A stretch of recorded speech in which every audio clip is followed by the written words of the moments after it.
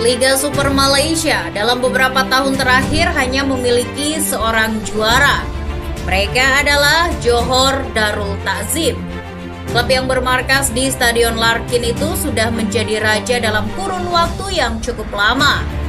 Padahal bila menarik jauh ke belakang, Johor Darul Ta'zim bukanlah tim dengan gelimang prestasi. Sejarah mereka bahkan tak banyak dikenal orang. Hanya berposisi di papan tengah dan lebih sering disebut sebagai tim mediocre. Johor Darul Ta'zim sendiri sebelumnya tidak pernah ada.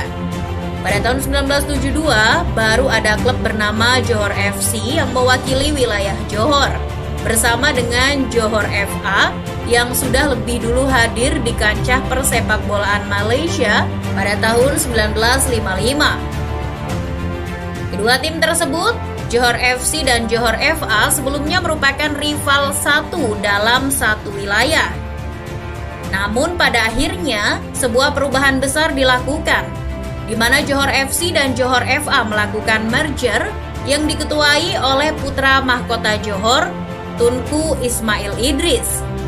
Tepat pada tahun 2012 silam setelah diangkat menjadi Presiden Persatuan Bola Sepak Negeri Johor, Tunku Ismail Idris benar-benar ingin melakukan langkah serius untuk membentuk sebuah kekuatan besar.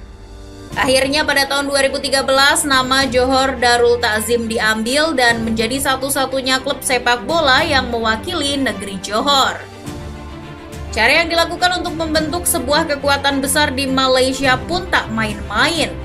Tunku Ismail Idris sekali lagi ingin melihat klub yang merepresentasikan daerahnya mampu berjaya dan membanggakan Johor. Langkah pertama yang dilakukan tentu menyuntikkan dana segar untuk melengkapi berbagai misi yang telah diusung. Mendatangkan pemain berbakat menjadi satu yang paling mencolok dari langkah yang dilakukan JDT. Mereka berhasil mendatangkan pemain seperti Daniel Guiza, Safi Salih, sampai Pablo Aimar. Dengan gelontoran dana besar dari pria super kaya memang membuat Johor Darul Ta'zim tidak kesulitan untuk mendatangkan incaran.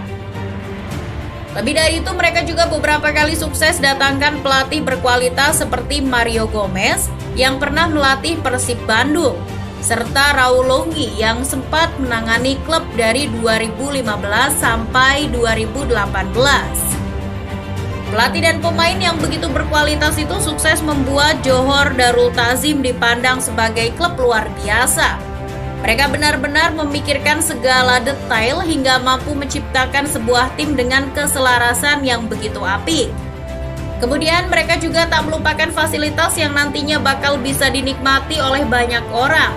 Seperti misalnya pembangunan stadion.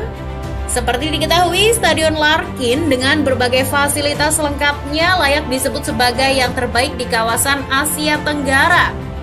Model yang begitu elegan, serta tampilan yang memang gahar, membuat stadion ini benar-benar pantas disebut sebagai acuan bagi klub lain dalam membangun markas.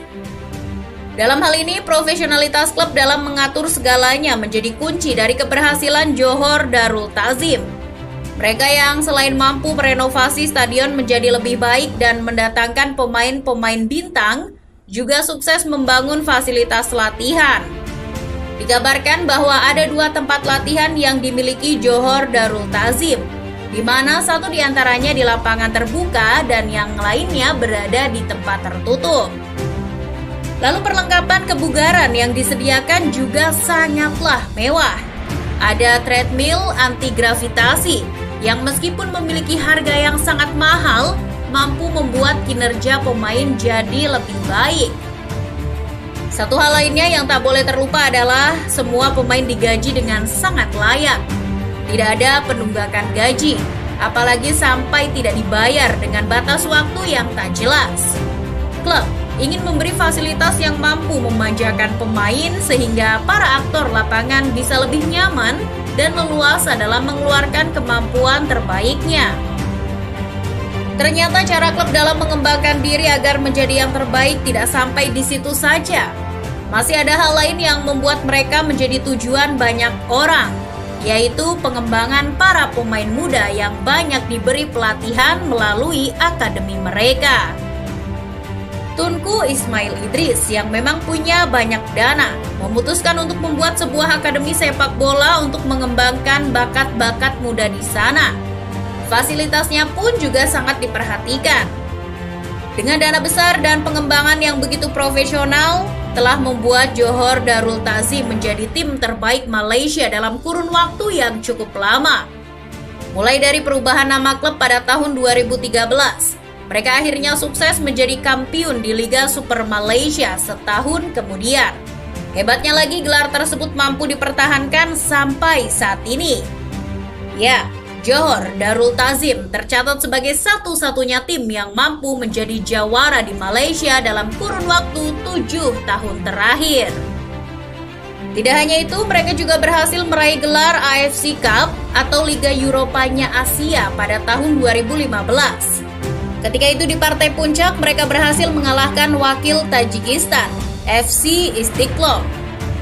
Setelah kesuksesan di AFC Cup, Johor Darul Ta'zim sejatinya memiliki kesempatan untuk bersinar di Liga Champions Asia setelah dalam perjalanannya pada tahun 2020 lalu mereka sempat menunjukkan sinarnya dengan mengalahkan tim Suwon Bluewings.